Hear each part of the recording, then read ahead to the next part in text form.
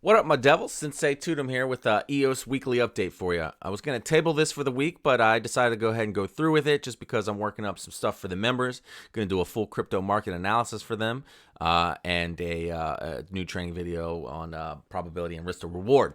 But, I figured I'd take a little break from that and go ahead and pump this update out for the Twitter, YouTube folks real quick. Where we left off last week is that I had the 4 in at the time of the recording, and I said at that time of the recording it wasn't the best time to do a recording because we were at a bit of a tenuous spot, and we did continue down. We damn near violated, but we did not. And I said in the comments when somebody asked me if it kept going down, what would I say? And I said it would still be in the wave 4. And it turns out it was. I'm going to go ahead and roll with this count, as I think that we do have an expanded diagonal.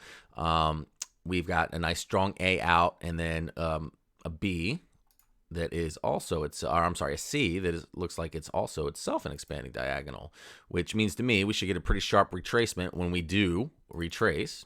Let's see what we got here. We haven't quite made 1-to-1 the A to C.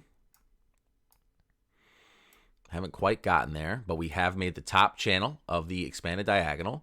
Let's check this one here.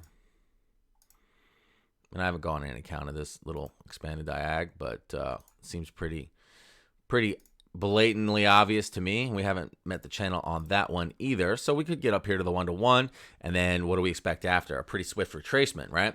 Now that doesn't mean that this wave 4 that I have marked on the chart will be fully swift. We could get a flat, we could get a whatever, but the first leg will, at least you would expect, be pretty swift. And because it's it's not a leading diagonal, it's an ending diagonal, you would probably expect to swiftly retrace just about the length of that diagonal, which might freak some people out. But where do you expect a wave 4 to end around the terminus of wave 4 of 1 lesser degree? Around here, right? And what's the high probability retracement zone for a wave 4? Between 50 and 382 and 50, yeah?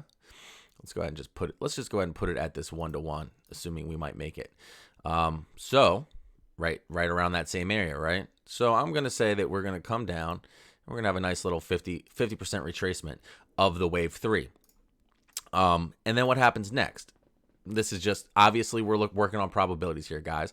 What happens next? Well, if this count is correct, and that is a wave 3, well, wave 3 would have been, let's check it to 1. This is your wave 1 here, and this is your wave 2. So you pull one high to up, one low, one high, 2 low. 1-to-1 is there, so it's not 1-to-1. Let's check 1618. It's not 1618 because that's off the screen. Let's check 1272. Boom. It'll be a little higher potentially than 1272. So that brings up an important note, is that typically in a very bull or very bear market in crypto, what I notice is that if you get a wave 3, and this is just a old Sensei Toot observation, this is not official from anyone other than me officially, and this is observations. I don't have any empirical evidence collected on this, but typically what I notice is that a not clearly extended wave 3, though it is longer than wave 1 in a very bull or bear crypto market, is usually followed by an extended 5th wave. So if that were to happen, where would we go? Let's zoom out some more. So, oops. What are our high probability relationships for an extended 5th?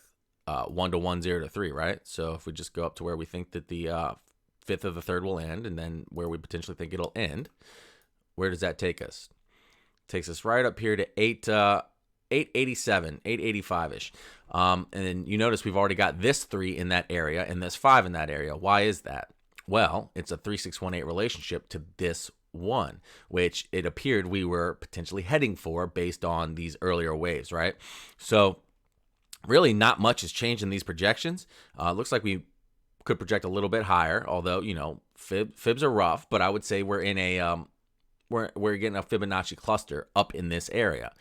So While if this is an ending diagonal for the 5th of the 3rd here, you will get a pretty swift and potentially violent retracement, but and it could, scare out some people, but I would say it's a really good long opportunity.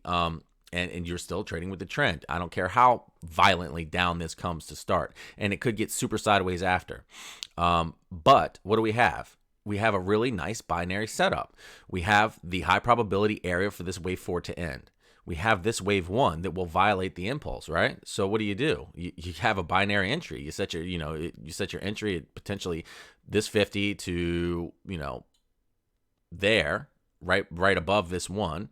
And if you miss it, you miss it, and you buy it on a retrace, whatever. But the dream setup would be to say enter here, stop at violation, and you can give it a little bit of wick in there, and then go up to the target. And so you could say your target's this 1-to-1, which is 14.28 risk to reward.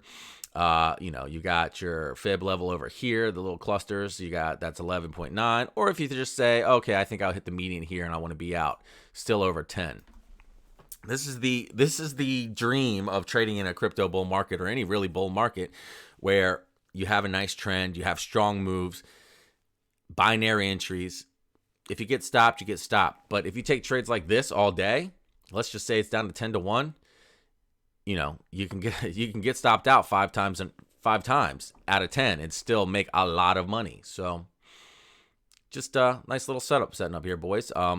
If we're wrong, we'll address that later, but looks like we should get a swift retracement potentially once this does finish down to this area, big leg up. And who knows how long this might get sideways, but could potentially just be a quick wave 4. Hard to say at this point. Anyway, I do still have this bearish option on the chart. Gotta leave, you gotta have your bearish options. And remember, I never liked this count at all. We had another more bearish option that's much higher, goes much higher, and that's still definitely in play. But this one would be ending here, so we need to address it. Remember, I never liked it because it violates a guideline, and that would be that this X does not break the channel created in this W, right?